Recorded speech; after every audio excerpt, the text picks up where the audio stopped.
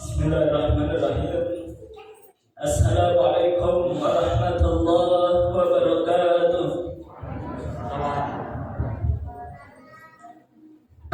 Alhamdulillahirabbil alamin.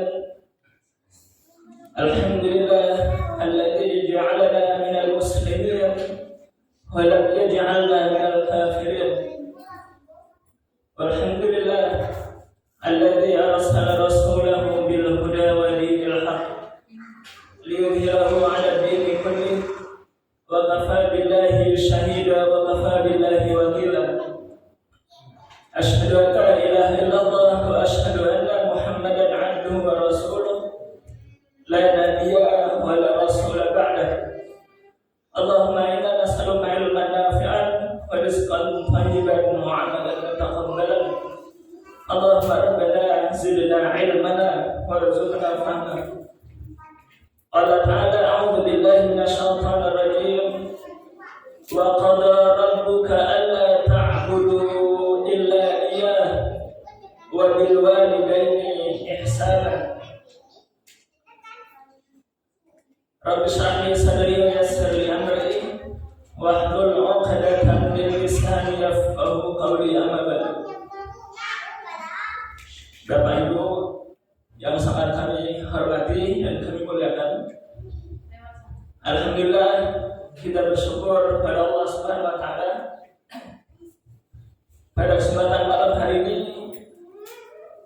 kita ditakdirkan, kita dipilih oleh Allah Subhanahu wa taala untuk menjadi seorang muslim. Kita bersyukur kita dipilih oleh Allah, diizinkan oleh Allah untuk menjadi seorang muslim. Allah berfirman dalam surat Yunus ayat 100, "Wa ma kana li nafsin an tu'mina illa bi'idznillah." Tidak ada seorang pun yang beriman, tidak ada seorang pun dia menjadi muslim kecuali itu atas izin dari Allah Subhanahu wa taala.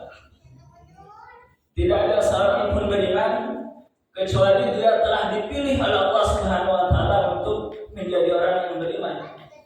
Maka alhamdulillah kita ini adalah orang-orang pilihan Allah, sehingga alhamdulillah dengan iman, dengan kita menjadi seorang muslim, kita bisa duduk di masjid, kita bisa hadir di masjid untuk melaksanakan sholat, kita duduk di masjid untuk bisa hadir di majelis ilmu.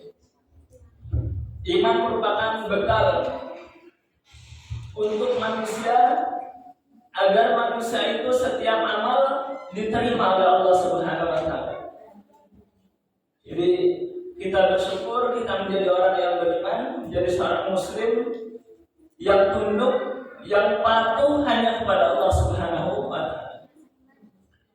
Maka Islam ini memiliki aturan-aturan, memiliki undang-undang, memiliki regulasi yang diturunkan oleh Allah Subhanahu wa taala melalui malaikat terbaik, yaitu malaikat Jibril.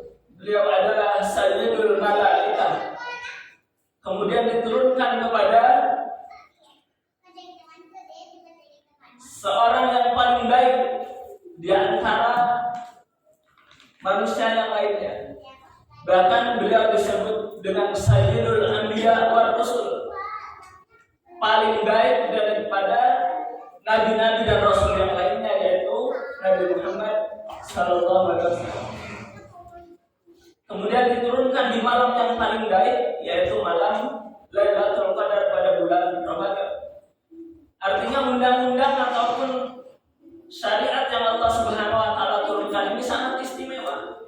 Diturunkan kepada malaikat yang paling istimewa, kepada nabi yang paling istimewa, di malam yang paling istimewa.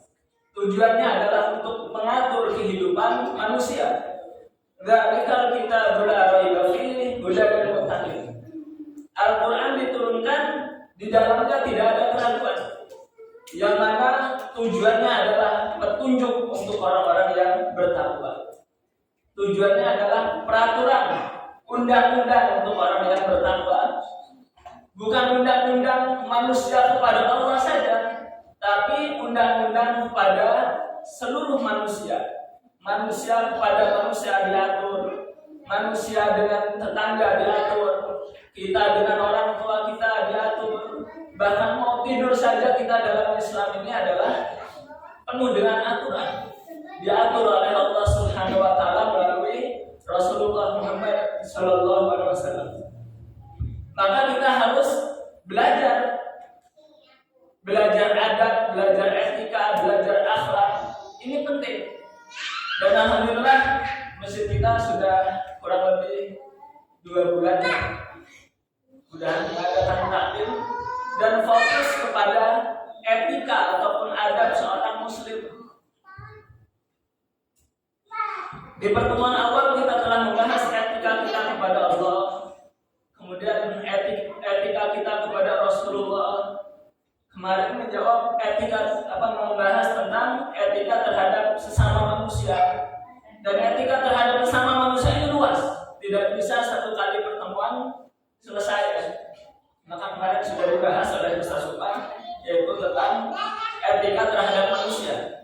Nah, manusia ini kan luas. Ada etika kita terhadap orang tua, etika kita terhadap suami, etika terhadap istri, etika terhadap anak, etika terhadap tetangga, etika kepada guru, etika kepada murid, dan semuanya diatur dalam Islam dan itu harus kita pelajari. Adab ataupun etika atau akhlak ini adalah hal yang sangat penting, karena akhlak ini adalah pertama kali dakwah Rasulullah sallallahu alaihi wasallam. Kata Rasulullah, "Innama bu'itsu liutammima makarimal akhlak." Tidaklah aku diutus, sesungguhnya aku diutus tidak ada tugas yang lain kecuali tugas yang pertama adalah untuk menyempurnakan akhlak manusia. Akhlak manusia kepada Allah, akhlak manusia kepada Rasulullah, kepada para nabi, akhlak manusia kepada Al-Quran, akhlak manusia kepada sesama manusia dan seterusnya. Bahkan akhlak manusia kepada hewan pun diajarkan dalam Islam. Jadi manusia ini dengan hewan harus punya akhlak, termasuk tidak boleh membakar hidup-hidup ya. Jadi biasanya di rumah kita itu Pak, Bu, biasanya ada tawon ya. Ada tawon. Itu kadang-kadang dibakar ya. Dalam Islam tidak boleh membakar hewan secara hidup-hidup, kecuali kalau dia sudah mati. Sudah mati baru. Kita pipis di dalam lubang itu nggak boleh. Apalagi di dalamnya ada semut, ya. Tidak boleh. Tidak beretika. Bahkan kita kepada orang yang sudah mati saja ada etikanya. Ada orang yang sudah wafat di dalam kubur itu kan ada etikanya. Tidak boleh duduk-duduk di atas kubur. Apalagi duduk-duduk kemudian kentut, kan nggak sopan. Tidak boleh melengkahi kuburan. Tidak boleh. Tidak boleh buang hajat di atas kuburan. Sama orang yang sudah wafat saja kita, yang sudah ada dalam kubur saja kita ada etikanya. Apalagi kepada makhluk Allah yang masih hidup. Maka Rasulullah ini ketika diutus adalah innama bu'itsu liutammima makarimal akhlak. Tidaklah aku diutus, sesungguhnya aku diutus, kata Rasulullah, tidak ada tugas lain kecuali untuk menyempurnakan akhlak manusia. Kita sudah bahas yaitu akhlak manusia kepada Allah. Akhlak kita kepada Allah adalah hendaklah kita menyembah hanya kepada Allah saja dan tidak bersekutukan Allah dengan sesuatu apapun. Kemudian yang kedua adalah bersyukur dengan nikmat yang Allah berikan. Itu dua poin penting yang harus diperhatikan. Hendaklah kita beribadah hanya kepada Allah saja dan bersyukur kepada Allah. Itu salah satu poin penting akhlak kita kepada Allah Subhanahu wa taala. Akhlak kepada Nabi kemarin sudah ya. Kalau para sahabat itu akhlak kepada Nabi tidak boleh berbicara lebih keras daripada bicaranya Nabi. Itu tidak boleh lebih tinggi nadanya dengan jika berbicara kepada Nabi. Harus lemah lembut. Kemudian tidak boleh memberikan lakop yang buruk ya. Itu etika kepada Nabi, kepada sudah kita bahas. Kemudian kita mencintai Nabi melebihi cinta kita kepada orang tua dan manusia seluruhnya. Jadi posisi Nabi itu ada di tingkat kedua. Pertama adalah Allah, kemudian Rasulullah Muhammad Sallallahu Alaihi Wasallam. Kemudian salah satu akhlak kita kepada Nabi adalah menjalankan sunnah-sunnahnya, yaitu mencintai beliau dengan cara menjalankan kebiasaan-kebiasaan. Kebiasaan Rasulullah tidur seperti apa, kebiasaan Rasulullah makan itu seperti apa. Itu ada etikanya. Maka ini harus kita contoh. Ketika seseorang sudah mengikuti kebiasaan Nabi, maka berarti dia sudah memiliki etika kepada Nabi. Baik, kemudian kita lanjutkan yaitu pembahasan tentang etika terhadap orang tua. Allah berfirman dalam surat Al-Isra ayat 23. Wa qada rabbuka alla ta'budu illa iyyah wa bil walidaini ihsana. Wa qada itu menentukan, qada dan qadar, ketentuan. Dan Allah telah menentukan dan Tuhanmu telah menentukan alla ta'budu illa iyyah. Jadi ketentuan kita ini ditentukan oleh Allah Subhanahu wa taala, yaitu untuk menyembah hanya kepada Allah saja. Hendaklah kalian tidak menyembah kecuali hanya kepada Allah. Nah, ini akhlak kita kepada Allah. Akhlak pertama. Kemudian kata Allah, wa bil walidaini ihsana, dan hendaklah kalian berbuat baik kepada kedua orang tua. Orang tua dalam bahasa Arab itu adalah walid. Beda dengan abun ya. Kalau abun itu bisa bapak, bisa paman artinya. Bapak bisa paman, abun itu bisa paman artinya. Tapi kalau orang tua yang melahirkan atau guru bisa dipanggil abi ya. Orang yang dituakan abun.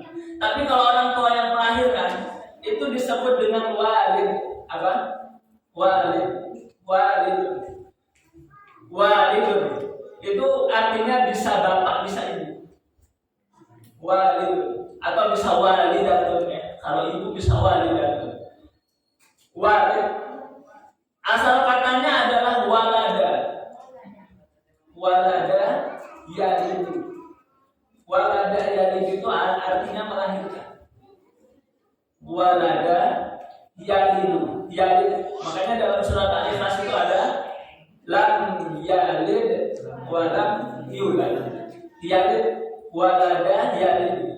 Yalid itu artinya melahirkan. Jadi Allah lam yalid, Allah itu tidak melahirkan. Wa lam yulad, dan tidak dilahirkan. Karena yang melahirkan dan dilahirkan itu makhluk ya. Kalau Khaliq, kalau pencipta, kalau Allah bukan makhluk tapi Khaliq. Kalau dia dilahirkan pasti makhluk. Kalau dia melahirkan pasti makhluk. Dia bukan Khaliq, bukan pencipta. Ya dalam bahasa Arab orang tua itu disebut dengan walidun.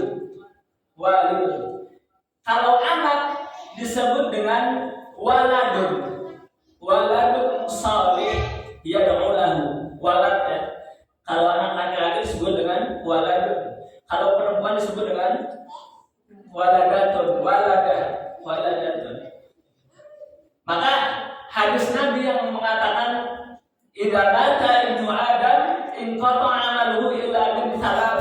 Salah satunya adalah waladun shalih yad'ulahu. Artinya anak di sini adalah anak yang dia dilahirkan.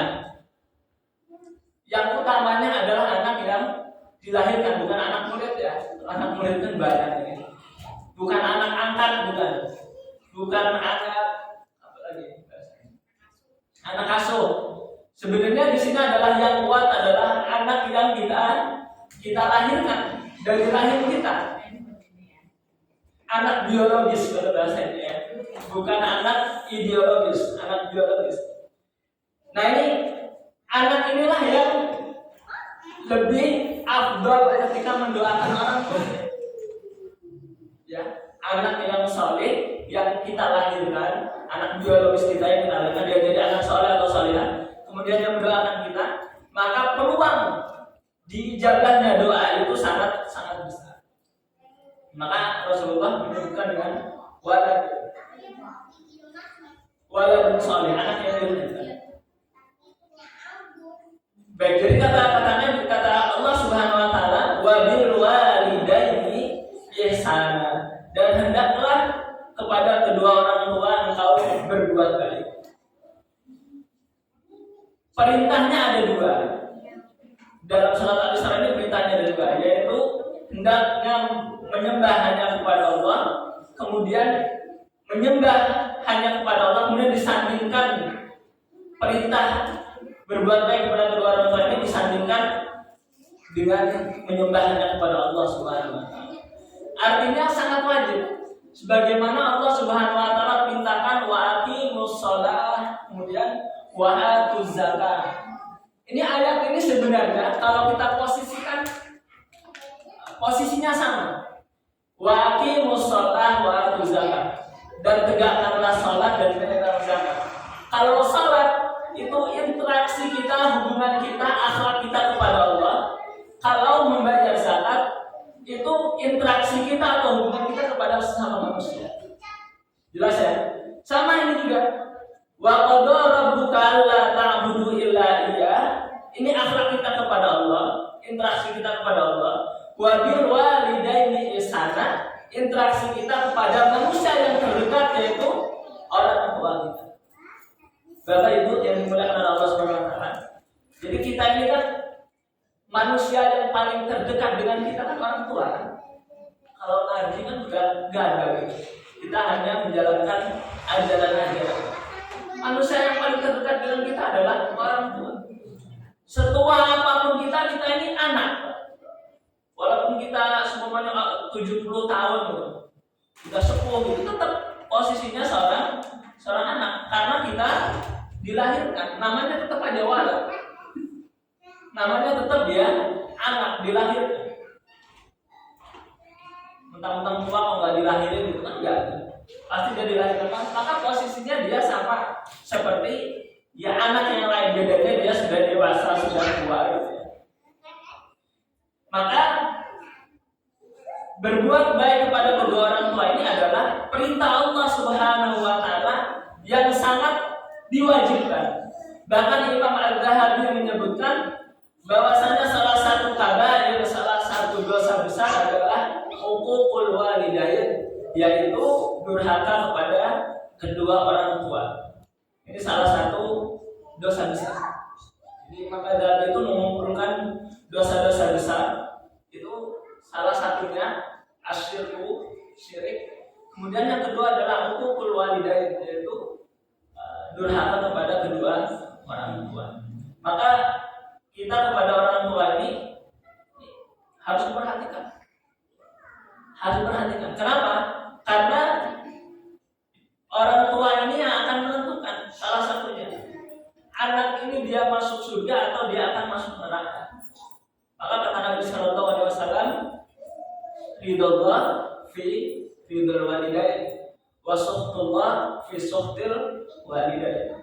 Ridho Allah itu akan ada apabila orang tua ridho. Jadi ridho Allah itu akan menyayangi seseorang kalau seseorang itu menyayangi orang tuanya. Allah itu akan menjaga seseorang kalau seseorang itu menjaga orang tua. Jelas ya? Tapi sebaliknya, seseorang itu kalau dia durhaka menyia-nyiakan orang tuanya, maka Allah juga akan menyia-nyiakan dirinya. Maka ini adalah sesuatu yang sangat penting yang harus kita perhatikan. Jadi manusia ini yang terdekat adalah orang tua kita. Orang tua kita. Bukan tetangga kita. Bukan. Jadi orang yang paling terdekat adalah orang tua kita. Maka kata Nabi Shallallahu Alaihi Wasallam, sungguh merugi apabila seorang anak menjumpai orang tuanya yang sudah tua renta, kemudian dia tidak bisa masuk surga. Kalau ada seorang anak menjumpai orang tua yang sudah tua renta, kemudian dia tidak masuk surga dengan orang tua itu, maka sungguh dia menjadi anak yang sangat merugi. Karena kalau ada seorang anak kemudian dia menjumpai orang tua yang sudah tua renta, maka itu adalah peluang pahala yang besar. Bahkan besar pahalanya lebih besar daripada pahala jihad bertempur di medan perang. Anak yang berbakti kepada kedua orang tua, doanya, peluang doanya akan lebih cepat dijaga oleh Allah Subhanahu wa Ta'ala. Jadi anak yang berbakti kepada orang tua, doanya tidak ada penghalang. Sebagaimana kisah Uwais Al-Qarni ya. Itu kan luar biasa dengan ibunya Uwais Al-Qarni. Jadi suatu ketika Umar bin Khattab, ketika Rasulullah menjelang wafat, itu Rasulullah mengucapkan kepada Umar bin Khattab, "Wahai Umar bin Khattab, jika nanti musim haji, engkau dapati seorang pemuda yang bernama Uwais Al-Qarni, maka didoakan, karena doa dia mustajab. Kalau dia berdoa pasti dikabulkan oleh Allah Subhanahu wa Ta'ala," katakan dia kepada Umar bin Khattab.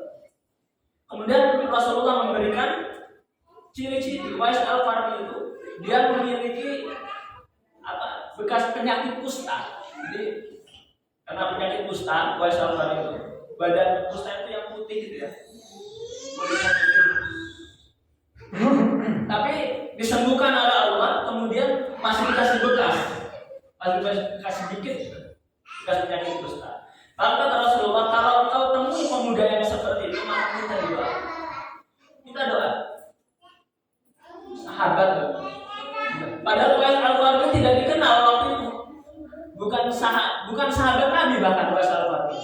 Karena tidak bertemu dengan Nabi, Tapi doanya mustajab. Nah, salah satunya kenapa kok bisa mustajab doa itu? Nanti dicari ya, karena kisahnya panjang. Ternyata Uwais Al-Qarni adalah anak yang sangat berbakti kepada ibu. Maka kalau doa kita, Bapak Ibu, kalau doa kita ini tidak dijabah oleh Allah Subhanahu wa Ta'ala, kok saya ini doa, tapi kok nggak dijabah, nggak dikabul-kabul, minta jodoh, ya masih tetap sulit. Doa terus tapi kok semakin jomblo gitu kan. Minta anak kok nggak dikasih semuanya. Itu bisa jadi interaksi kita kepada kedua orang tua, akhlak kita kepada orang tua kurang baik. Bisa jadi. Maka harus diintrospeksi ya. Dan harus segera minta maaf kalau orang tua kita masih ada. Ya, harus segera minta maaf. Karena salah satu kenapa doa kita tidak ijabah, karena salah satunya adalah kurang baik akhlak kita kepada kedua orang tua. Maka ini adalah perkara yang sangat penting, karena orang tua ini akan menentukan nasib kita, baik itu nasib kita di dunia atau nasib kita di akhirat. Dan lihat orang-orang sukses, orang-orang sukses itu, pemimpin-pemimpin hebat itu pasti di belakangnya ada ibu ataupun bapak yang mendoakan. Pasti, Pak. Coba lihat orang-orang sukses, pengusaha-pengusaha yang mohon maaf ya, bahkan orang yang tidak muslim saja tahu maaf orang Cina, Pak ya. Orang Cina itu luar biasa, Pak, menghormati ibunya. Pernah Pak ya ketemu orang Cina itu membawa ibunya yang udah tua renta jompo itu ke rumah makan yang enak-enak, rumah makan elit, ke mall. Itu untuk memuliakan ibunya, Pak. Makanya mereka secara dunia saja sukses. Mereka bukan Islam, tapi mengamalkan amalan Islam. Maka kalau ada orang yang hidupnya susah, itu bisa jadi sama orang tua kurang baik. Maka harus diintrospeksi, harus minta maaf dan harus banyak beristighfar, minta ampun kepada Allah Subhanahu wa Ta'ala.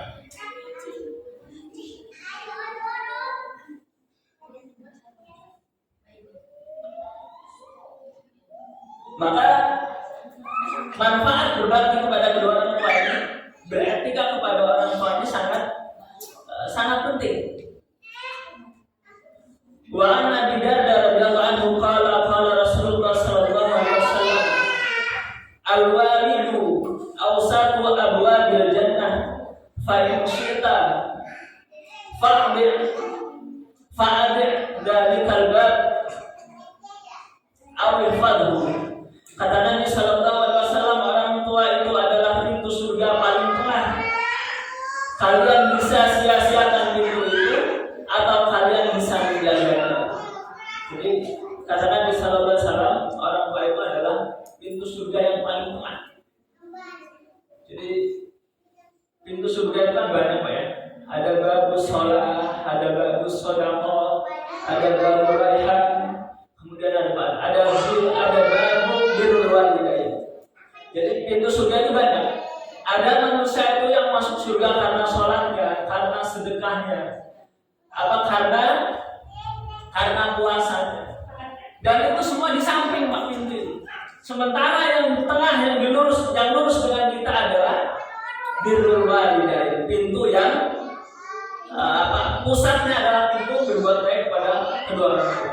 Maksudnya gini Pak, salat kita, zakat kita, puasa kita, haji kita itu tidak bermakna sama sekali kalau kita tidak berbuat baik kepada kedua orang tua. Jadi pusatnya pintu surga itu adalah birrul walidain. Maka banyak kisah ya, ahli salat justru malah di akhir hayatnya diazab oleh Allah Subhanahu wa Ta'ala. Ahli salat. Kenal kisah Juraij ya? Ini kisah pada zaman Bani Israel. Juraij itu sedang melaksanakan sholat sunnah, ya kan? Kemudian dipanggil orang tuanya. Sampai 3 kali dipanggil, tapi dia tidak membatalkan sholatnya. Justru malah dia melanjutkan sholatnya. Padahal sholat itu sholat sunnah. Maka akhirnya orang tuanya jongkol, mendoakan yang tidak baik kepada Juraij.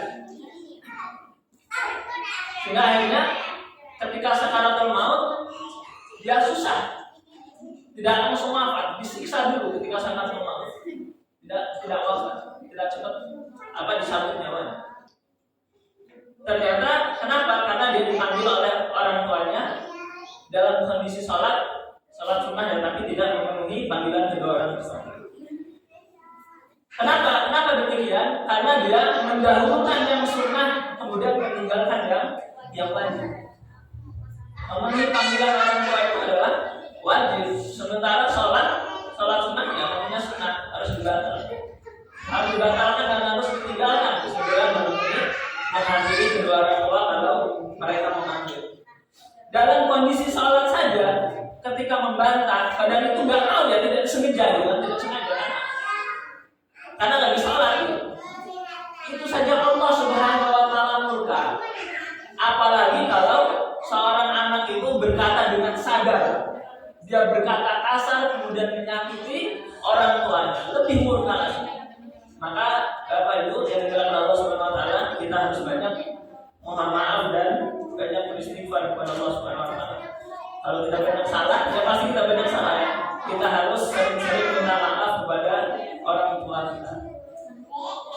Jadi itu kata Nabi, orang tua itu adalah berbuat baik pada kedua orang tua itu adalah pintu surga yang paling tengah. Pusatnya pintu surga. Kalau pusatnya didapat, maka yang lainnya insya Allah didapat.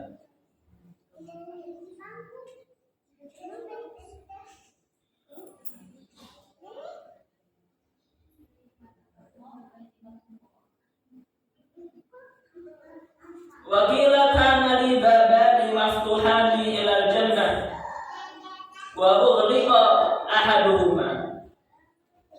Ini ada seseorang yang dikatakan ini seorang yang orang tuanya wafat.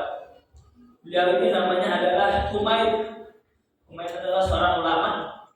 Beliau mengatakan kana li babani maftuhani ilal jannah wa ughliqa ahaduhuma.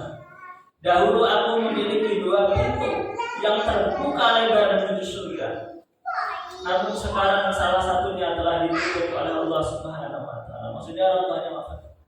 Jadi kalau orang tua kita wafat, maka itu berarti salah satu pintu surga yang sangat yang sangat istimewa itu telah ditutup oleh Allah Subhanahu wa taala. Maka ketika kita memiliki kedua orang tua, harus kita harus manfaatkan waktunya untuk terus berbuat baik kepada kedua orang tua. Wa an Anas bin Malik radhiyallahu anhu qala Rasulullah sallallahu alaihi wasallam man ahabba ayyamudda lahu fi umrihi wa ayyuzada lahu fi rizqihi falyabarra walidayhi wal yasil rahimah. Kata Nabi sallallahu alaihi wasallam, barang siapa yang suka, yang menginginkan untuk dipanjangkan umurnya dan ditambah rezekinya, maka berbaktilah kepada kedua orang tuanya dan jalinlah hubungan dengan kerabatnya atau bersilaturahmi dengan kerabat.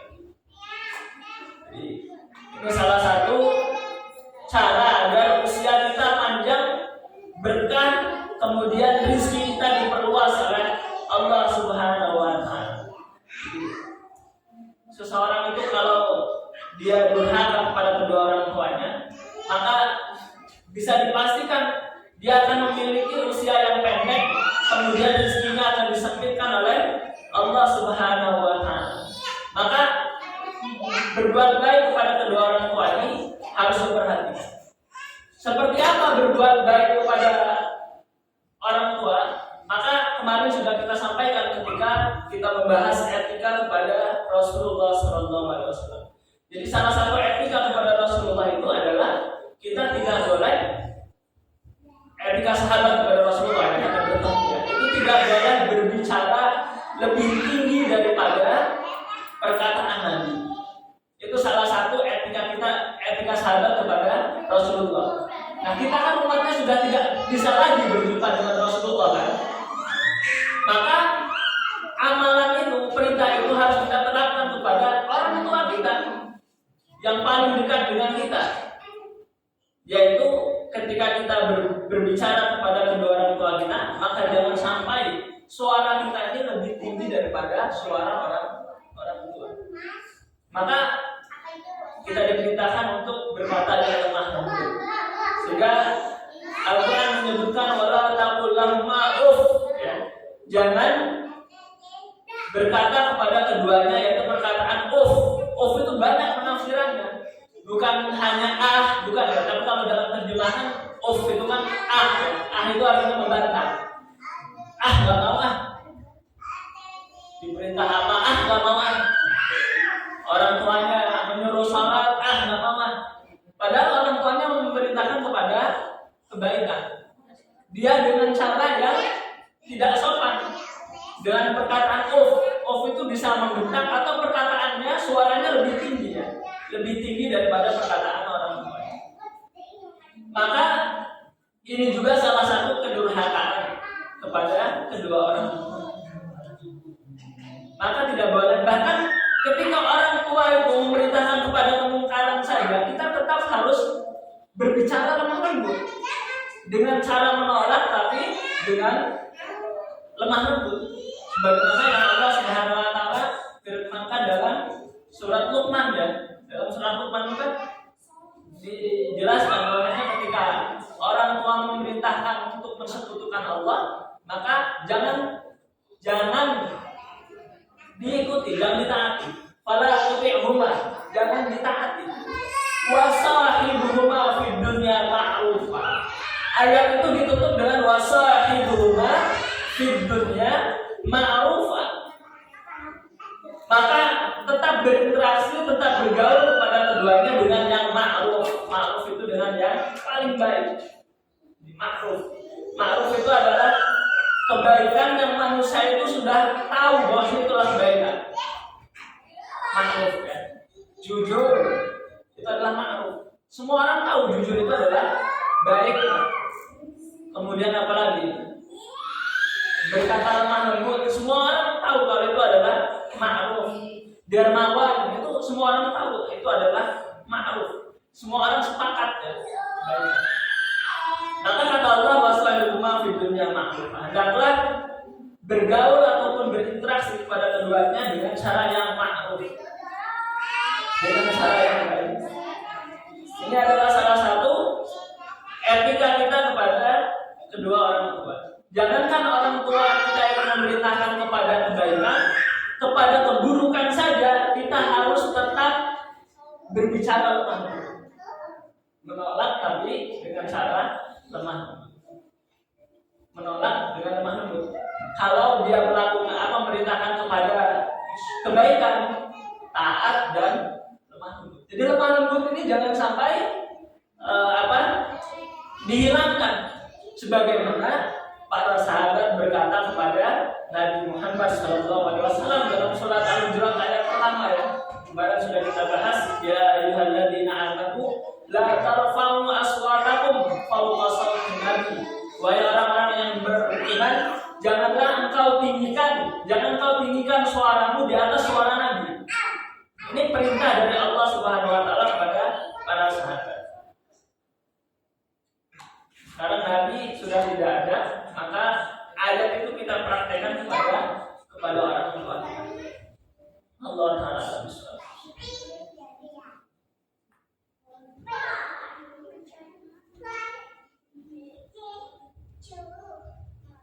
Wa an Abi Hurairah radhiyallahu anhu qala Rasulullah sallallahu alaihi wasallam thalathu da'awatin yustajabu lahunna la syakk fihinna da'watul madlum wa da'watul musafir wa da'watul walidi liwaladi. Baik, kata Nabi sallallahu alaihi wasallam jalurnya dari Abu Hurairah. Kalau hadis sudah jalurnya dari Abu Hurairah, kemudian dari siapa lagi? Dari Aisyah, kemudian siapa lagi? Dari Abdullah bin Umar, itu pasti sahih hadisnya. Ini dari Abu Hurairah ya. Kata beliau, ada 3 doa yang mustajab yang tidak diragukan. Doa ini pasti dijabah oleh Allah Subhanahu wa taala. Jadi ada doa yang pasti dijabah oleh Allah Subhanahu wa taala. Dan doa ini segera ya, dijabahnya segera. Segera, tidak ditunda-tunda lagi dijabahnya Allah. Siapa mereka? Mereka adalah da'watul madlum. Yang pertama adalah doanya orang yang dizalimi. Kalau kita dizalimi, kira-kira ada doa kita apa, Pak? Yang baik-baik. Untuk diri kita sendiri ya, jangan untuk yang menzalimi ya. Belum rela, Pak. Doanya yang baik-baik untuk diri kita. Minimal ya untuk diri kita, untuk anak-anak kita gitu. Jangan doa yang buruk. Doa yang buruk untuk orang yang menzalimi. Kalau doa yang baik untuk orang yang menzalimi kan belum rela gitu kan. Belum rela. Orang yang udah menzalimi kita kok kita doakan yang baik-baik gitu. Kan enggak rela gitu. Tapi kalau mendoakan yang buruk-buruk tapi ya apa juga gitu kan. Udah yang mendingan kita doa yang baik-baik untuk diri kita.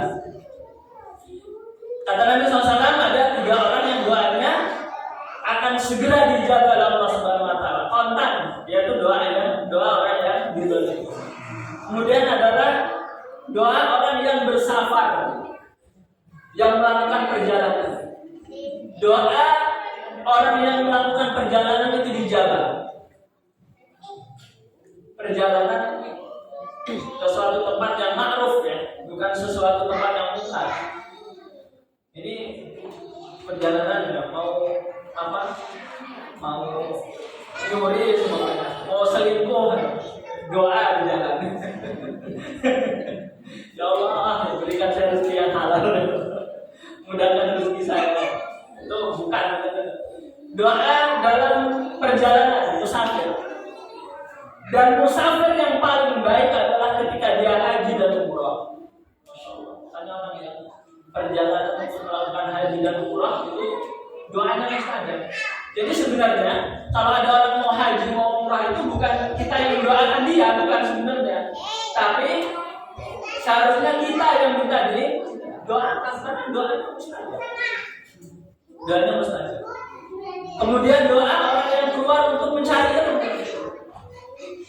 Termasuk kita Mesir ini yang musafir juga mungkin. Musafir tapi dekat ya. Nah itu harus banyak berdoa. Doa musafir.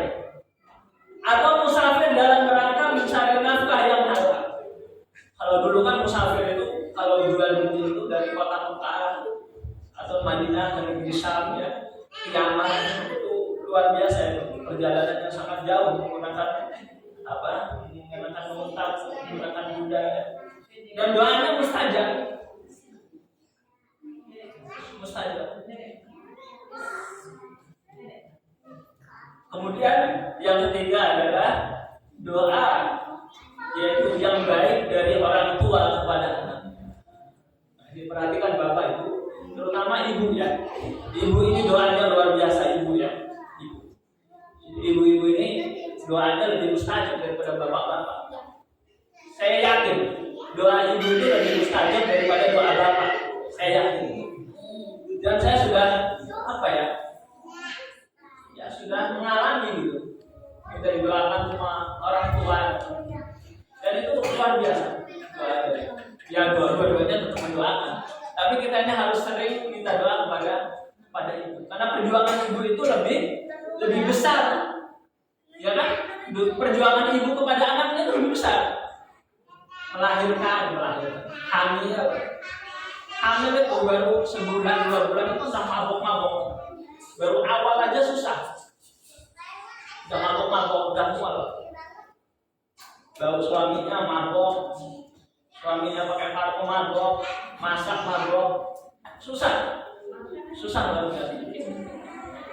Kemudian melahirkan, hamil melahirkan, kemudian menyusui. Dan 3 amal ini tidak dilakukan oleh laki-laki, ya kan? Laki-laki mana bisa hamil? Melahirkan juga orang hamil masa melahirkan. Menyusui apa bisa? Enggak bisa. Perjuangannya lebih susah dibandingkan dengan orang tua. Kalau mencari nafkah, ibu bisa loh mencari nafkah. Ibu itu bisa.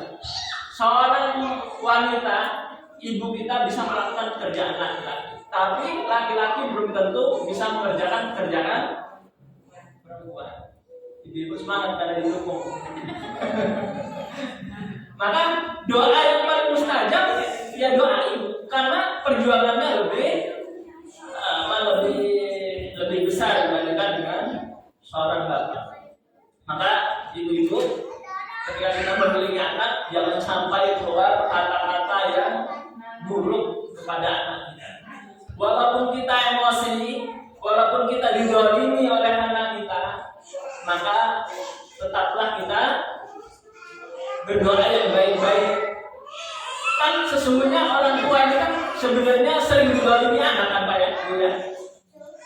Sering dizalimi anak, sering disakiti oleh anak. Anak ngomong, kemudian apa lagi? Itu kan maksudnya sering gitu kan? Sering direpotkan oleh anak.